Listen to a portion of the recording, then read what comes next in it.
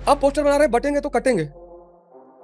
अरे मोदी जी, बहस करते हैं, आप अपनी पार्टी का लीडर बैठो, मैं आता हूँ बहस करने के लिए। शिक्षा पे बात करते हैं, उससे कहते हैं कि भैया मुझे तो बस शुद्ध हिंदू का खून चाहिए, मैं मर जाऊंगा लेकिन शुद्ध हिंदू का चाहिए। आदमी की औकात उसके दुश्मनों से ही पता चलती है। तो सीधे मोदी शाह से लड़ लिए। डिग्री में थे कि बहुत हुई महंगाई की मार, अब की बार मोदी सरकार, हम भी बड़े खुश हुए कि चलो यार 40 रुपया पेट्रोल मिलेगा, ससुराल जाने में आराम रहेगा। Best prime minister of India. Jail भेज देंगे तो अगला चुनाव 5 लाख वोट से जीतूंगा। यूपी में योगी आदित्यनाथ, अखिलेश में बेहतर प्रशासक कौन है? दोस्तों दिल थाम कर बैठ जाइए, क्योंकि जिस अवध ओझा सर के बारे में अब तक आप लोगों ने जाना है, सुना है, देखा है, अब वो वाले अवध ओझा सर नहीं रहे। इनका अंदाज, इनका तेवर बिल्कुल बदल चुका है। आज इन्होंने पहली बार इस मोदी सरकार पर हमला बोला, और ऐसा करारा हमला बोला कि सरकार के सुनते ही कान चिड़चिड़ा पड़ेंगे कि ऐसा हमला आज तक कोई विपक्ष ने अब तक ऐसा तर्कशील तरीके से नहीं रखा होगा। साथियों, जब से ओझा सर ने आम आदमी पार्टी ज्वाइन किया, ऐसा लगा कि इन्होंने कोई बहुत बड़ा अपराध कर दिया हो। इनके पीछे पूरी भाजपा और उनकी मंडली, उनका जो है व्हाट्सएप यूनिवर्सिटी इनके पीछे पड़ गया। ऐसी भद्दी भद्दी टिप्पणियाँ, ऐसी गंदी गंदी बातें इनके बारे में फैलाई जा रही है, ऐसा लगा इन्होंने कोई बहुत बड़ा क्राइम कर दिया है। तो आज सर का ये भाजपा सरकार के खिलाफ पहला इंटरव्यू उन्होंने दिया, और ऐसा सरकार पर हमला बोला कि सरकार आदमी देखिए। में अगर 1.5 लाख दुश्मन ना हो तो फिर क्या फायदा जीने का? आदमी की औकात उसके दुश्मनों से ही पता चलती है। तो सीधे मोदी शाह से लड़ लिए। डर नहीं लगा? आपकी पार्टी तो बहुत आजकल जेल भेजा गया, बड़ा लंबा एक्सपीरियंस है कि आप सीधे सीधे वही लड़ लिए आप। जेल भेज देंगे तो अगला चुनाव 5 लाख वोट से जीतूंगा। इसी बात का तो इंतजार है। राजनीति में कौन जेल नहीं गया? गांधी जी जेल गए, नेहरू गए, हमने हिस्ट्री पढ़ी है हाँ। तो हमें पता है कि जो भी आदमी राजनीति करेगा, तो राजनीति का एक सबसे प्यारा नियम है कि अगर आप सत्ता की कमियों का विरोध नहीं करते तो आप राजनेता पहली बात नहीं है। हम्म, सत्ता का विरोध नहीं, हम्म, सत्ता की कमियों का विरोध। ठीक बात। आपने कहा था महंगाई खत्म कर देंगे, हम्म, आप क्यों नहीं कर रहे हो? करो आप महंगाई खत्म। आपने कहा था बहुत हुई महंगाई की मार, 2014 में एक इनका पोस्टर आया था बहुत बड़ा सा, उसमें मोदी जी मुस्कुराते हुए खड़े थे 39 डिग्री में, 45 डिग्री में नहीं, 39 डिग्री में थे कि बहुत हुई महंगाई की मार, अब की बार मोदी सरकार, हम भी बड़े खुश हुए कि चलो यार 40 रुपया पेट्रोल मिलेगा, ससुराल जाने में आराम रहेगा। अब पोस्टर बना रहे हैं, बटेंगे तो कटेंगे। अरे मोदी जी, और कह क्या रहे हैं? हम्म, कह क्या रहे हैं? शीश महल। शिक्षा पे बात करो ना, हम्म, तुम्हारे 20 राज्य हैं, किस राज्य में तुम्हारा बजट 25% है शिक्षा पे? हम्म। मतलब आप इस देश की जनता को मूर्ख ही समझते हो क्या? इतनी पढ़ी, आप शिक्षा पे बात करो, आओ बहस करते हैं। आप अपनी पार्टी का लीडर बैठो, मैं आता हूँ बहस करने के लिए। शिक्षा पे बात करते हैं। अब हम स्वास्थ्य पे बात करते हैं। हम करते हैं, हम अंबेडकर एक्सीलेंस प्रोग्राम जो हमारा, उस पे बात करते हैं। जो पॉजिटिव काम है, हम उस पे बात करते हैं। और साथियों, अवध ओझा सर यहीं पर नहीं रुके। उन्होंने आगे जिस बात का जिक्र किया, उसे सुनकर योगी जी, मोदी जी और उनके समर्थक तो तिलमिला उठेंगे। इन्होंने साथियों योगी जी के उस एक बयान का जिक्र किया जिसमें योगी जी ने कहा था कि बटोगे तो कटोगे। साथियों, इस बयान को अवध ओझा सर ने अंग्रेजों की उस नीति से जोड़ा जिस नीति का प्रयोग करके अंग्रेजों बांटो और राज करो नीति का लागू किए थे, ठीक उसी प्रकार। बाप रे, ये तो धोती खोल रहा है। नहीं, बटेंगे तो कटेंगे। कौन काटेगा? ऐसे ही फायदा अंग्रेजों ने उठाया था, हम्म। इसी तरह के लोगों का। ये देश एक है।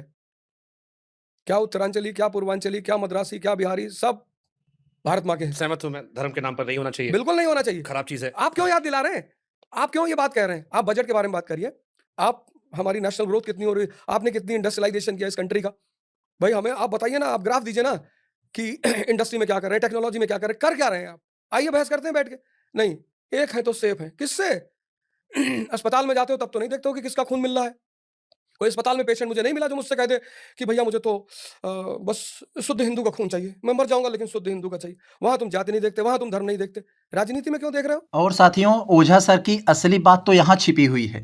ओझा सर ने यहाँ किसी चिंटू पिंटू को नहीं, सीधा मोदी जी को चैलेंज किया कि आइए या किसी को भेजिए हमारे सामने, हम लोग सीधा आमने सामने बैठकर डिबेट करते हैं। आप अपना काम गिनवाइए और हम अपना काम गिनवाते हैं। आपके पास 20 राज्य है, पहले वहाँ की हालत ठीक करके दिखाइए, उसके बाद दिल्ली आइए। तो देखिए अवध ओझा सर ने जो बात कही, इससे तो पूरी बीजेपी हिल जाएगी। मजा नहीं आ रहा है। और कह क्या रहे हैं? हम्म, कह क्या रहे हैं? शीश महल। शिक्षा पे बात करो ना, तुम्हारे 20 राज्य हैं, किस राज्य में तुम्हारा बजट 25% है शिक्षा पे? मतलब आप इस देश की जनता को मूर्ख ही समझते हो क्या? मतलब आप इस देश की जनता को मूर्ख ही समझते हो क्या? इतनी पढ़ी, आप शिक्षा पे बात करो, आओ बहस करते हैं। अब हम स्वास्थ्य पे बात करते हैं। हम अंबेडकर एक्सीलेंस प्रोग्राम जो हमारा, उस पे बात करते हैं। जो पॉजिटिव काम है, हम उस पे बात करते हैं। नहीं, बटेंगे तो कटेंगे। कौन काटेगा? ऐसे ही फायदा अंग्रेजों ने उठाया था, इसी तरह के लोगों का। ये देश एक है। क्या उत्तरांचली, क्या पूर्वांचली, क्या मद्रासी, क्या बिहारी, सब भारत माँ के हैं। सहमत हूं मैं, धर्म के नाम पर नहीं होना चाहिए, बिल्कुल नहीं होना चाहिए। खराब चीज है। आप क्यों याद दिला रहे हैं?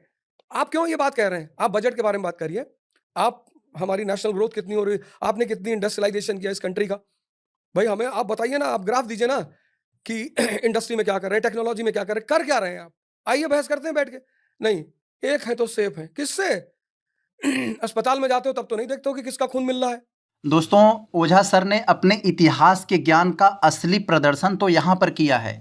जब शुभांकर मिश्रा ने इनसे पूछा कि आपका सबसे प्रिय प्रधानमंत्री कौन है, तो अवध ओझा सर ने इतिहास का एक एक तर्क, एक एक बातें रख कर बताया कि नेहरू जी ने क्या किया इस देश के लिए कितने बड़े नेता नेहरू जी थे। तो देखिए आप लोग इस वीडियो में अवध ओझा सर ने एक एक बात तर्कशील तरीके से कैसे रखी नेहरू जी के बारे में।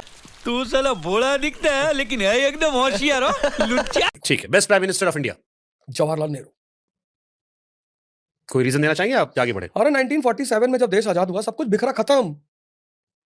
मैं तो चाहता हूं किसी दिन उस व्यक्ति पर गंभीरता से चर्चा हो।